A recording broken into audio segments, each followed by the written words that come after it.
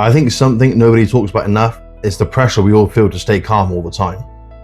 And what I think more people need to admit is that staying calm all the time is impossible. Not difficult, impossible. So today we're going to look at what makes that so hard, what makes it impossible, and why people are still aiming for that anyway. The two big challenges I think people who try to stay calm all the time face are, first of all, there's no plan. I'm saying it's not possible. I've built plans myself. I'm still saying it's not possible, okay? But they try and stay calm without a plan, first thing. Second thing is there's no room for honest judgment. Which might sound counterintuitive. Let me explain what I mean. When I say honest judgment, like if you're calm most of the day and you react once, instead of thinking like, well, do you know what, actually, no one's perfect. Nobody's, calm all the time, are they really? Instead of thinking like that, it's like, well, I've ruined it now. And I see this a lot, and it's difficult to see other people, especially people I know, I'm close to, and I care about. I see them going through it, and it's difficult to see. It's a hard watch because you're like, it doesn't work. Nobody's calm all the time. And I think part of that, like you replay conversations afterwards, the internal feedback loop, the way you think about what you did and how you think about what you did is one of the key reasons why it's impossible.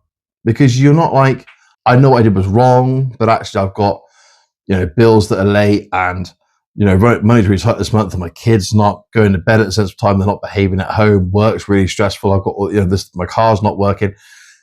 All of that goes away. And it literally becomes, I didn't do the right thing in that moment. That's what it becomes. There's no like taking everything else into consideration, including your own behavior, by the way. There's no like, I was calm most of the day and that counts for something. Nobody is doing that. Everybody is doing, I knew better, I should have been better, and I wasn't. And that's a really hard place to operate from, because like when you're hypercritical of only the bad things, but you completely disregard the good things as, I should be doing that anyway, while also aiming for an impossible target. Like, think about it. Just think about it. Look at everybody in your life, right? Everyone that you know well enough that you either talk to a lot, like a colleague at work, or somebody you care deeply about, like your partner or a parent or, significant other, whatever you want to call them. They're not calm all the time. There's nobody on planet Earth that's calm all the time.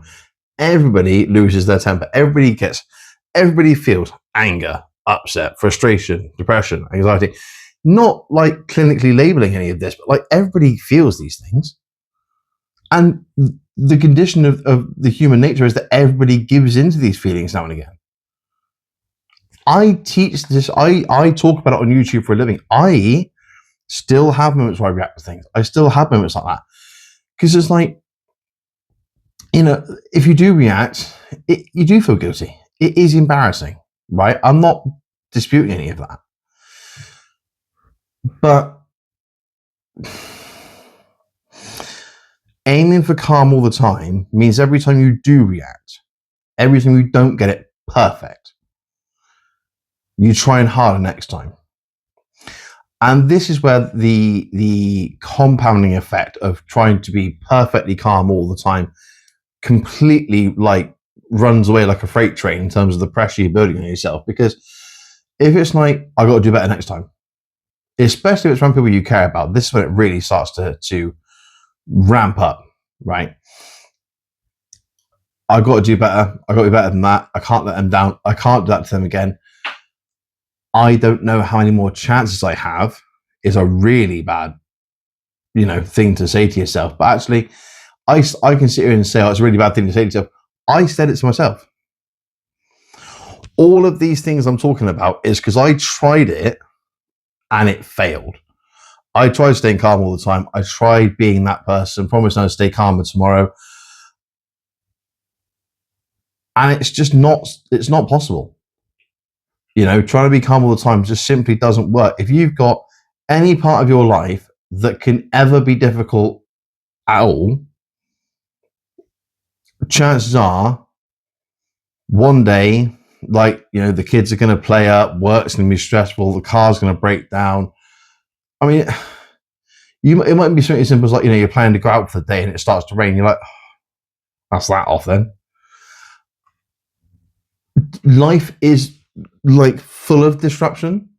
It's full of stress and difficulties and challenges that we all have to overcome. And trying to be I'm just going to be calm. I'm just going to be calm, I'm just going to be calm. Nothing's going to affect me today. I'm just calm, right?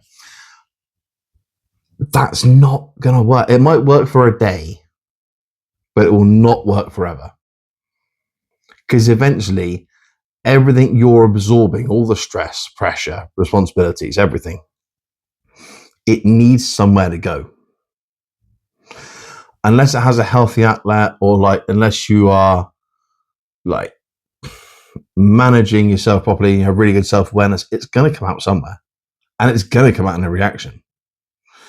And then you start measuring yourself by your bad moments. Then one bad reaction feels bigger than the 100 times you handled it fine. You start feeling guilty about what happened, and you start questioning what kind of person it says you are. If I, as an adult can't stay calm, what does that say about me? It says you're a human being. That's what it says. It says you're a human being. You're not supposed to stay calm all the time. This is not some nonsense about, the way to perfect calm is X, Y, and Z, because it's just not how it works. It's not how it works. Now, I am not saying at any point, again, nor will you hear me say that reacting is okay. There's a fine line between don't aim for something that you can't do and let yourself off the hook. Because the thing that made a really big impact for me when I was trying to stay calm all the time was blame. This blame culture of I knew better. I should have been better than that. I shouldn't have said what I said. I shouldn't have done what I did. I needed to be better than that. That is a hard thing to get away from. I'm not discounting that, because that is emotion. You're feeling the consequence of what happened. You're emotionally attached to the people you reacted to, or it's had an effect on you emotionally. But also there's logic baked into it. What you're saying is factually true. As an adult, yes, we know not to react. As an adult, yes, we know we're supposed to be calm. That doesn't mean it's achievable all the time. The thing is, right, everybody has lost their temper. And everybody has their limit, how much they can deal with at once. And that's not how many different things. So, if you've only got work and your home life, then you shouldn't be reacting. I don't mean like that. I mean, even in any one part of your life, any one area, if it gets too much, it gets too much. And once it gets too much, that's when your, humanity comes out as a reaction. That's just how it is. I said about compounding a minute ago, right? Stress compounds, pressure compounds, tiredness compounds if you're not sleeping properly. Carrying too much compounds. If you're trying to manage work, home life, finances, maybe you're you've got caring for somebody, or there's some complications in any part of your life at all. That's a lot of things to carry, and still try and aim for this calm. The reason I say about it being impossible is because nobody can or should try to carry all of that and try and stay calm. Not just because it doesn't work, but because actually the quality of life you're allowing yourself there is way less than it could and should be. Because you've already got all of this pressure on your plate. Then what you're saying is, oh, but by the way, you can't get anything wrong. Like, just think about that for a minute. You physically, what you're saying to is you can't afford to mess up at any point with like the staying calm. You can't afford to get it wrong. Okay, so you telling me nobody, like, if you took the whole concept of like you can't afford to get it wrong and applied that to any other discipline. I'm not saying like something really heavy and difficult, but like just like say for instance like football, say for instance, yeah. If you were playing football and every time you shot towards goal you had to score, well, there's no striker in the world that does that. If you were, I don't know, if you were working in like a grocery store or something like that, and you were picking an order for somebody, if you picked the wrong thing by mistake, you wouldn't get sacked, right, would you? The reason that we do all of this, the reason that the blame is so hard and why there's logic baked into it and why it's really hard to get away from that inner voice is because it's everywhere.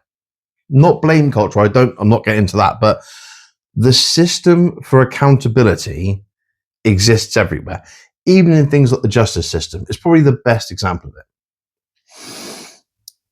When a crime is committed, obviously we all know this, crime is committed, investigation, well, obviously the crime gets committed first, investigation happens, someone's accountable, there's a consequence. Boom. If you put down the four things, those are the four things, okay? When you react, you follow that same process with yourself. Look at what was happening. You know, was it your kid playing up? Was it your boss has been a pain in the ass? Whatever it is, take all that into account. And then normally in any other discipline or walk of life, that will be taken into consideration. What's happening is that's all being felt and thought and accounted for and then shucked away completely. Because what you're actually saying is that doesn't affect how I should have been. It directly affects how you should have been. That's why you reacted. If it didn't have an effect, you wouldn't have reacted. We say about the justice system a minute ago, here's a way of looking at it for yourself, right? If a police officer is a victim of a crime, they don't investigate it themselves. They don't. They're too close to it. I know we see on TV shows and films, and but in real life that doesn't happen. In real life, they're too close to it, and they're not allowed. You are the only person. You are the closest person to yourself. Therefore, when something happens and you don't like how you reacted, and you're the one judging yourself for that, it's you're not going to help yourself out. You're not going to help yourself out, and your quality of life is only ever then tied to how well you did per day on staying calm. And if you did well, you should have been like it anyway. And if you didn't do well enough, that's not good enough. It's not living. It's staying stuck in survival mode without seeing it for what it is. And the problem is when you take away that quality of life, when your quality of life is significantly impacted by how regimented your desire to stay calm is, like how hard you are on yourself about it, there's something deeper that goes on. You don't just put pressure on yourself. Over time, you stop being the person you were. I don't mean like you become more of an angry person or any of that, but like the struggle that you feel in trying to stay calm traditionally isn't something that gets shared with other people. And even if it is, if you say like, I really find it hard to stay calm at the minute, people, unless they are with you all the time and they see the work side of things, the home side of things, the social life side of things, the responsibility side of things, unless they see all of that and they're there for all of it, they don't know the full weight of what you're carrying. And so what they'll say to you won't reflect the full weight of what you're carrying. And eventually, after long enough, instead of hearing things like, well, just stay calm, I don't know, go for a walk. Well, have you tried talking to somebody? When you get to the point where like that's all you're hearing and none of it helps, which is fine and normal, by the way. One, to get that feedback. Two, for it not to help. All completely normal. But when you hear enough of that, or when you think, I don't want to burden other people with this, again, a very normal thing to think. What happens is every part of you, or the parts of you that are struggling, you don't show, you don't tell people about. They remain with you, not with anybody else. And what happens over time is then, the more that happens, the more you cut yourself off.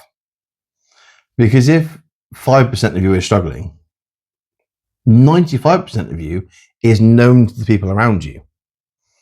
When that number goes from 5% to 10% to 20% to 40% to 50%, the bigger that number gets, the more of you people aren't seeing anymore. The more of you you're choosing to cut away from other people. Those people then don't know you properly. Those people don't really know who you are then. They don't know the full story. Only you know all of you. If you're cutting people off around you because you're not letting people into your struggles, it's normal. It happens. I did it. I fell into this trap myself. That's why I care so deeply about telling other people, A, what happened, and B, the ways to avoid doing it themselves. Your identity, the person you were, just sort of erodes away over time because you stop being the things you used to be to other people. And part of what made your identity so strong when it was only 5% or less, what made the person you were so strong was that everybody knew that person. Once everyone sort of doesn't know who that person is anymore, the parts about you they've forgotten or don't see,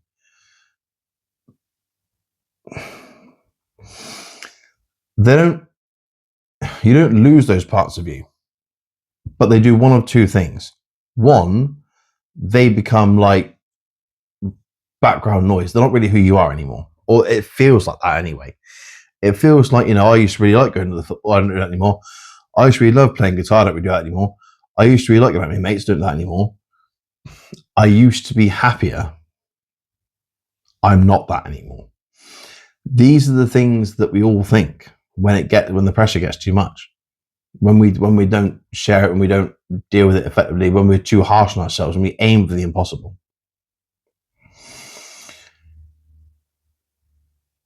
What the end result of that looks like is isolation. You pretending everything is fine, carrying pressure silently, like suppressing everything you're feeling. It becomes isolation, and then you're not just isolated with people around you. Over time, that whole like not showing it to other people becomes not feeling it properly yourself. You just thought, I don't have to do that now, I'll push it away.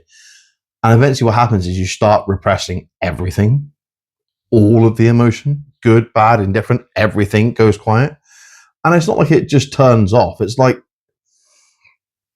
having a dimmer switch and turning it right down, right? So there's like, it's there,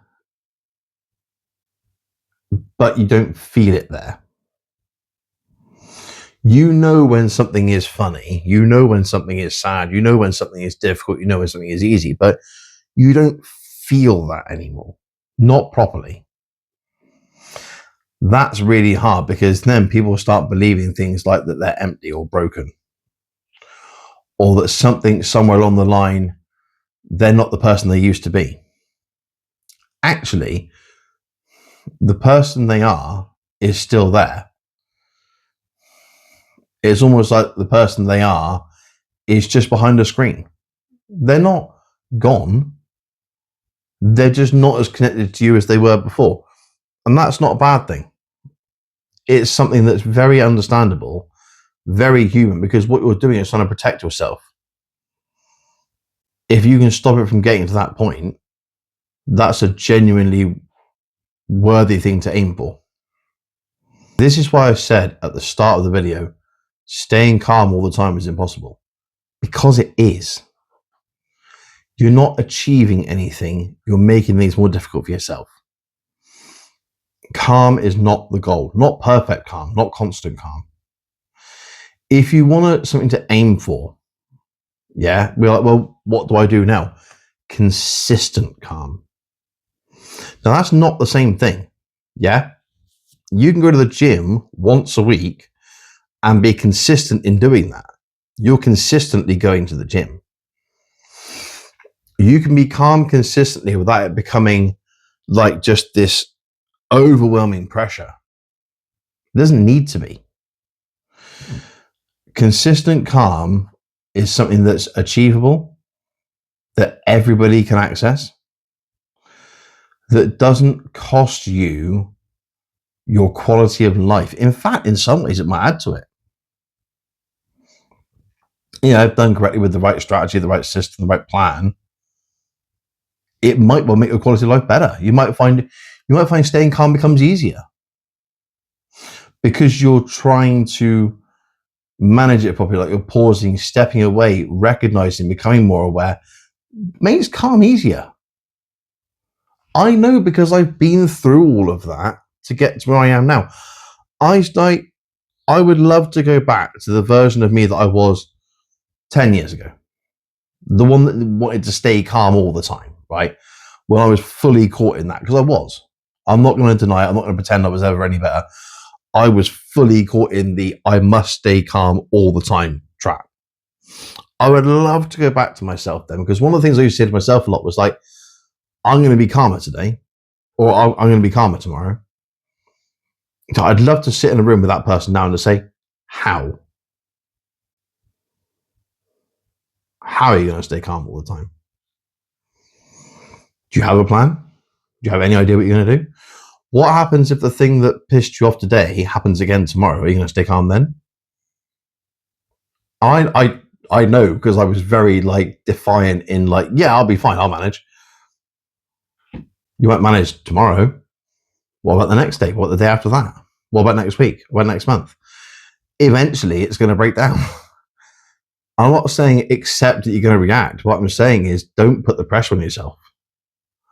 Find a way to be calm consistently. Because it's not, it doesn't define who you are.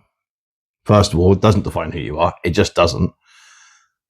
The goal is not to never react emotionally again. Because if it is, you're going to spend your whole life feeling like a failure. Have a gentle target. Have like a nicer target, an easier target. Just humor yourself with it. So instead of like, I'm going to stay calm all the time, right? What I did was I looked at like, okay, what's making me lose my temper in the first place? So nothing changed straight away. I just looked for what did that. Once I saw what did that, things got a bit easier. Okay, it's my boss. It's every Thursday afternoon at 3:00. I'm had enough by that point. Or it's, something to do with my kids, or it's something to do with money, stress, whatever it might be. And eventually you're like, there's a pattern here somewhere. Once you see the pattern, it stops feeling random and starts feeling predictable. Once you have that awareness, it's like, okay, I know it's like we said earlier, Thursday, 3:00 in the afternoon, I've had enough. So I was like, okay, how can I get to 3:00 in the afternoon on a Thursday without feeling like that?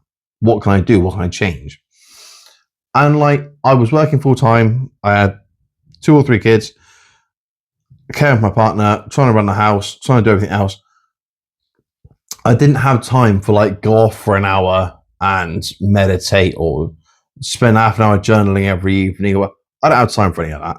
And also, like, it didn't align with who I was. I don't meditate. I don't do yoga. I don't journal. I don't do any of those things. The flip side of that was I also didn't have the money for a lot of the courses out there either. A lot of the different systems and things. It was like what I did needed to fit. And what I did was I took resets. 5 minutes, 10 minutes, 2 minutes. Time where I wasn't being something to somebody right? This is how I say it to other people. When you're taking a reset, the entire goal is to just take that time for yourself, away from the pressure, away from the stress. If you want a way of remembering it, you're not being something to someone, you're being you to you. That's what I do. That's how I manage. That's how I cope, because they fit into my day, right? It doesn't cost me anything. I'm not having to perform any kind of calm. I'm not having to learn a new skill. It's just taking the time for yourself so that the rest of your day becomes a bit easier. It gives you that space, that breathing room. And you think, do you know what? That meeting at 1:30 on Thursday is coming up. I know by 3:00 I've had enough. So let me just, on my lunch break, instead of taking the entire time talking to people in the staff room or doing whatever it is, let me just go for a 5-minute walk. Even if you're not able to walk, let me just go and take 5 minutes outside on my own. Just chill out, put a bit of song, put a song on, add a bit of music.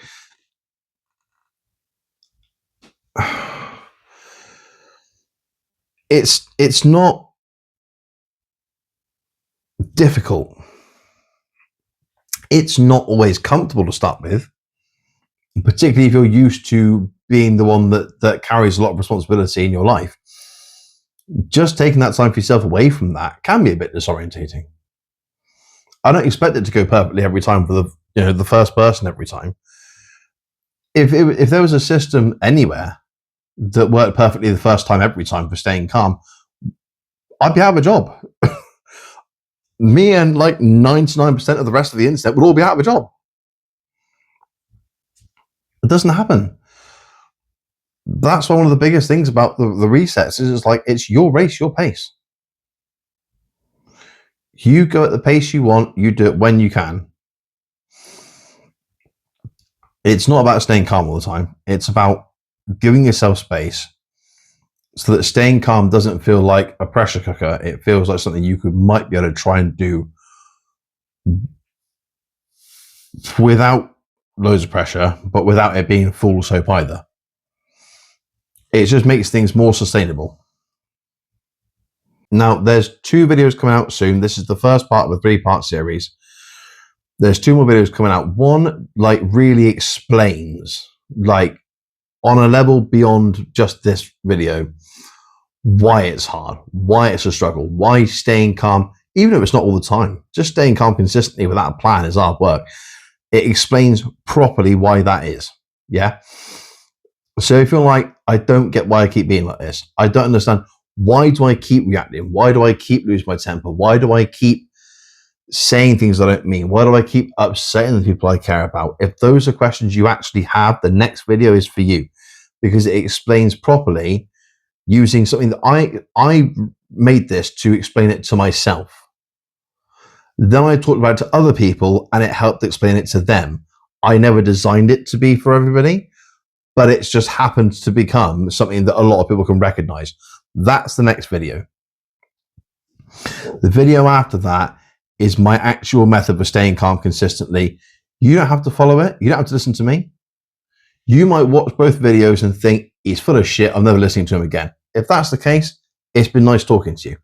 If, however, you're like, do you know what? I could see me potentially listening to something else, you might say, if you can see yourself in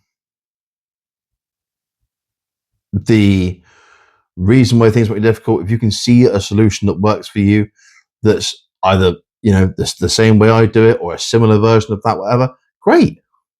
I'm really glad it helped. The next video is out middle of next week, around Tuesday. The video after that is out again Friday next week. If you want to make sure you don't miss them, make sure you subscribe, make sure you got your notifications turned on. This channel exists to help people. That's the whole remit of what we do. It's not this channel exists to earn loads of money out of our whacking great course or whatever. It doesn't. This channel exists to help people. If this channel helps people, if it helps you, if this video has helped, it's done its job. But if you want more help, if you want more of an understanding, more different ideas you can try, because this is not like take my 5-step system and become calm forever. You're never, ever, ever, ever, ever going to hear me say, and this is how you stay calm all the time, because it doesn't happen. But if you want to figure it out together, if you want someone to walk on that path with you, stick around. That's what we're here for. My name is Daniel Mottram, and I cannot wait to catch up with you in a future video.